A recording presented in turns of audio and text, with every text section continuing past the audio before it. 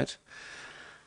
Եվրանեստի խորհրդանական վեաժողով, ԵԱՀԿ խորհրդանական վեաժողովում զարգացումներ, դրան մի քիչ ավելի առաջ նախորդող եւ վերջապես բյուջեի քննարկումները ազգային ժողովում։ Սկսենք բյուջեից, այնուհետև անցնենք միջազգային անցուդարձին եւ հետո սիրով կպատասխանենք ձեր հարցերին։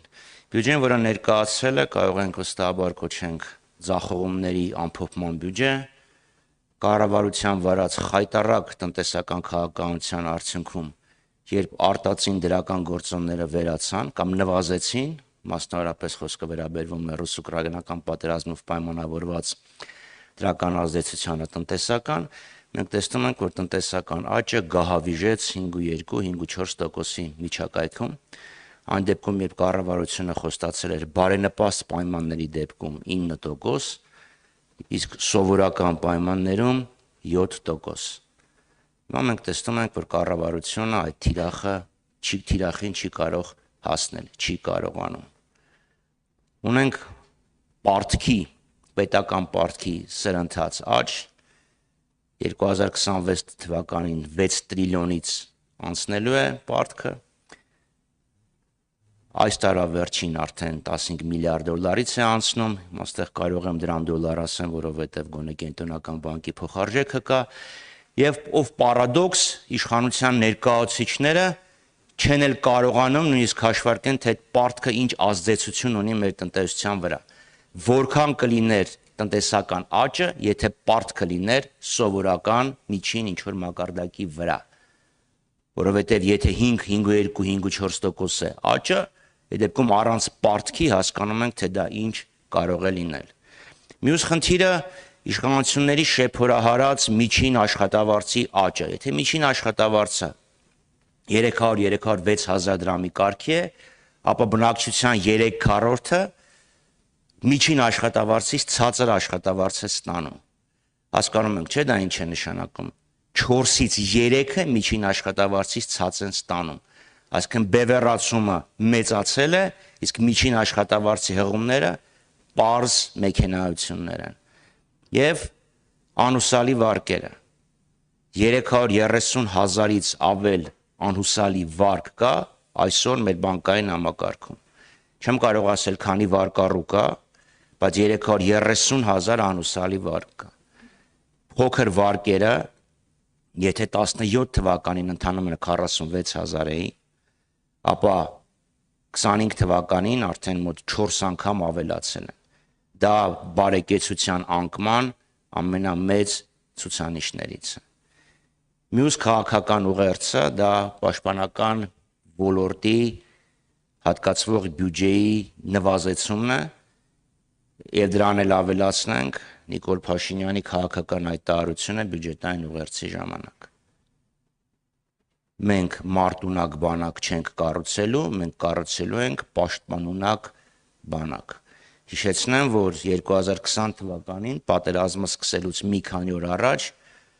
կառավարությունը հանրայնացրեց այսպես կոչված Հայաստան 2050 վերափոխման ռազմավարություն, որտեղ հպարտորեն կառավարությունը խոստանում էր կերտել մեկ շնչի հաշվով աշխարհի ամենամարտունակ բանակը։ Ինչ է նշանակում մեկ շնչի հաշվով, իհարկե գիտությանը, բնությանը եւ մարդկությանը հայտնի չեն, բայց ամեն դեպքում իրենք հպարտորեն մարտունակ բանակ էին խոստանում կառուցել։ Հիմա խոսում են պաշտպանունակ, որ հանկարծ որևէ մեկը չմտածի, բա որ եթե հանկարծ մեկ էլ կարող է սահմանից մի քիչ են կողմ մարտական գործողությունների մեջ ներգրավի մեր բանակ, օրինակ Նիկոլ Փաշինյանը այլևս Ղազախստան կարող է բանակ չուղարկի, հիշեցնեմ, թե ինչ փառահեղ օպերացիա կազմակերպեց, երբ ինքը ԵԱՏՄ-ի, ուրեմն Պաշտպանության խորհրդի նախագահն էր։ Եվ Արցախի հարցը Նիկոլ Փաշինյանի հերթական հայտարարակ հայտարարությունները Արցախի վերաբերյալ, որ Արցախը թոք էր, Արցախը ֆեյք էր, եւ հենց այդ նույն օրերին, նույն վայրկյանին Ադրբեջանում դատախազը Արցախի ղեկավարության համար պահանջում է ընդհուպ մինչև ցմահ դատապարտում եւ մինչև 20 տարի դատապարտ, ուրեմն 20 տարվա ժամկետ եւ պատահական մարդկանց, որոնք հայտնվել էին այդ ծուղակում մինչև 16-17 տարի։ Նաեւ հիշեցնեմ, որ Նիկոլ Փաշինյանը ինքը Արցախի վերածննդի հրապարակում հայտարարել էր, որ Հայաստանն է Արցախի հանրապետությունում ընտրությունների լեգիտիմության երաշխավորը։ Ինքը խղճի խայտ չի զգում, ինքը պատասխանատվություն չի զգում այդ ամեն ինչի հետ կապված։ Եվ քանի որ անցան գերիներին, ստահուն խոսքը փոխանցեմ գործընկերուս։ Շնորհակալություն, ճիշտ է, Քարորյան բյուջեին էր վերաբերում, բայց կարծում եմ, որ մենք ավելի լուրջ, ոչ թե ավելի լուրջ, ավելի ծանր եւ ավելի առաջնահերթ շեշտադրումների մասին պետք է խոսենք։ Եվ Արցախի կորստից հետո երևի հաջորդ ամենացավալի ապտակը, որի մեջ մենք շարունակում ենք ապրել, դա ինչին անդրադարձավ Արթուր Խաչատրյանը, Բաքվում ընթացող կեղծ դատավարություններն են։ Դատավարություններ, որտեղ այսօր մեղադրյալի աթոռին նստած են Արցախի ռազմաքաղաքական ղեկավարությունը, ինչպես նաև պահվող այլ անձինք, եւ դրան զուգահեռ, ինչպես նշվեց, ՑՄԱ դատապարտման պահանջ դատախազի կողմից 16-ից 19 եւ 20 տարի, այսպես պահանջ Բաքվի կողմից։ Եվ դրան զուգահեռ Հայաստանում տոտալ մերժում Հայաստանի իշխանությունների կողմից տոտալ բառը միգուցե շատ նուրբ է ասած, ուղղակի պղծության հասնող ուրացում եւ այսօր ցեղասպան Ադրբեջանում, ցեղասպան Բաքվում կեղեքվում են եւ դատապարտվում են ռազմաքաղաքական ղեկավարներ, ովքեր Արցախի, ովքեր նաեւ Հայաստանի անկախության, նաեւ Հայաստանի անվտանգության համար են այսօր զոհասեղանին հայտնվել։ Եվ թվում է, թե պիտի Հայաստանի քաղաքական, թե ներքաղաքական եւ թե արտաքին քաղաքական օրակարգում մեր գերիների ռազմաքաղաքական նաեւ ղեկավարության վերադարձի հարցը լիներ ամենաբարձր առաջնահերթությունը գերակայությունը եւ հակառակ մի շարք պնդումներին, որը կատարվել է նաեւ արտաքին գործերի նախարարի շուրթերով, թե իբրև թե մեր իրենց գերակայությունը եւ բոլոր հնարավոր միջազգային ատյանները օգտագործում են, միջազգային ամբիոնները օգտագործում են այդ հարթակները գերիների վերադարձի առնչությամբ, բայց արդյունքում ունենք 0 արդյունք եւ ավելին քաղաքական մեծամասնության շուրթերով հայտարարություններ են այսպես տարածվում, որ իրենց օրակարգը բոլորովին այլ է եւ մենք նաեւ ապացույցները ունենք, հստակ ապացույցները, այլ վերջերս այստեղ Եվրանես խորհրդարանական վեհաժողովի, ուրեմն վեհաժողովի հերթական աշնանային նստաշրջաններ, որտեղ քաղաքական մեծամասնության падգամավորները պարզապես մերժեցին միանալ ընդդիմադիր падգամավորների նրանց թվում Արթուր Խաչատրյանն, Աննա Գրիգորյանը, Էլինար Վարդանյանը, Հայկ Մամիջանյանը, ուրեմն բանաձևի փոփոխության առաջարկին, որը վերաբերում էին գերիների անհապաղ վերադարձի եւ ազատ արձակմանը, բայց դրան նախորդել են նաեւ Պորտոյում տեղի ունեցող ԵԱՀԿ խորհրդարանական վեհաժողովը, որտեղ նույնպես իմ կողմից առաջարկված բանաձևին պարզապես չքվեարկեցին, չմիացան ուրեմն քաղաքական մեծամասնության ներկայացուցիչները եւ հստակ այսպես ազդանշան տալով նաեւ միջազգային հանրությանը, որ Արցախի քաղաքական ղեկավարության եւ ընդհանրապես գերեվարված հայ մարդկանց Հայաստանի Հանրապետության քաղաքացիների ճակատագիրը բացարձակապես քաղաքական օրակարգ չէ Հայաստանի համար։ Անկեղծ եմ ասում, չեմ ուզում ոչ նորմատիվ բառապաշար օգտագործել, բայց ավելի ոչ բարոյական վարքագիծ Հայաստանի քաղաքական իշխանությունների կողմից Արցախի ուրացումից հետո դժվար է պատկերացնել։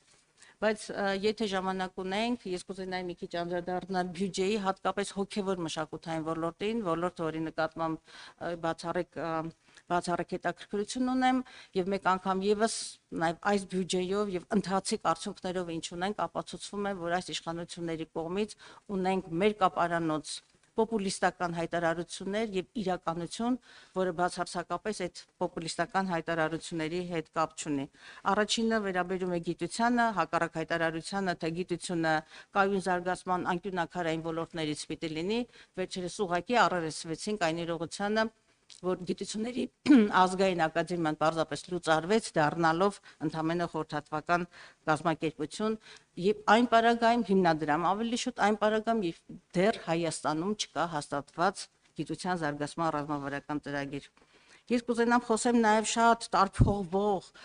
հանրակրթության բարեփոխումների մասին, ընդամենը մի քանի ցուցանիշ ասեմ, ատեստացիա, որը անդադար թափահարվում է ուսուցիչների կամավոր ատեստացիան, ատեստացիայի անցել Հայաստանի Հանրապետության ուսուցչական կազմի ընդամենը 20%-ը, տարակարգ ունի 1426 ուսուցիչ,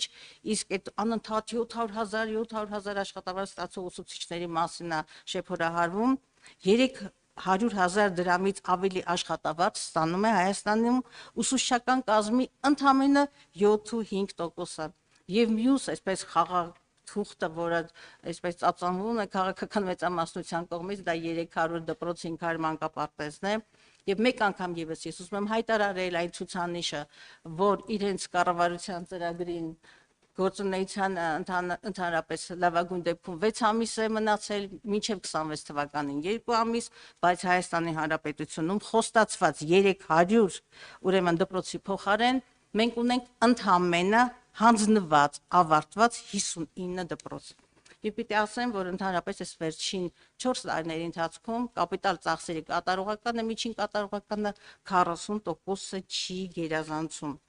Եվ իսկ ինչ վերաբերում է մշակույթին, իհարկե մենք ժամանակ չունենք ավելի մանրամասնությունների համար, բայց ասեմ, որ ինչ վերաբերում է մշակույթի ոլորտին, այնտեղ ընդհանրապես այսպես հազիվ պահպանման ծախսերի մեջ են տեղավորվում եւ այդտեղ եւս մի շարք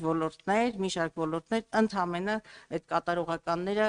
20-22-12%-ի շրջանակներում են։ Եվ մյուս աղաղակող փաստը դա բուհերում տիրող խայտառակ 37 թվի մթնոլորտն է։ Իհարկե 37 թվի մթնոլորտում մեր ամբողջ հասարակությունն է եւ այսօր բոլորս ենք ականատես, թե ինչպես կարող է բռնաբարվել ազատ խոսքը, թե ինչպես են բոլոր տեղական ինքնակառավարման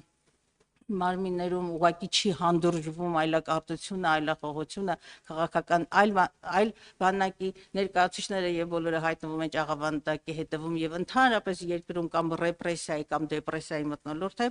բայց բուհերում եւս քաղաքականացումը այնքան ակնհայտ է կամ կուսակցականացումը, երբ որ բոլոր պետական բուհերի կառավարման խորհրդի նախագահները պարզապես քաղաքական մեծամասնության ԿՊՎ նախավն է նախագահից Հայաստանի Հանրապետության նախագահից մինչև կառավարության անդամներ։ Երևի շարունակի Արթուրը։ Երևի ձայնը։ Հանրային երկրորդ հեռուստաընկերություն։ Հարցս ուղղում եմ երկու բանախոսներին,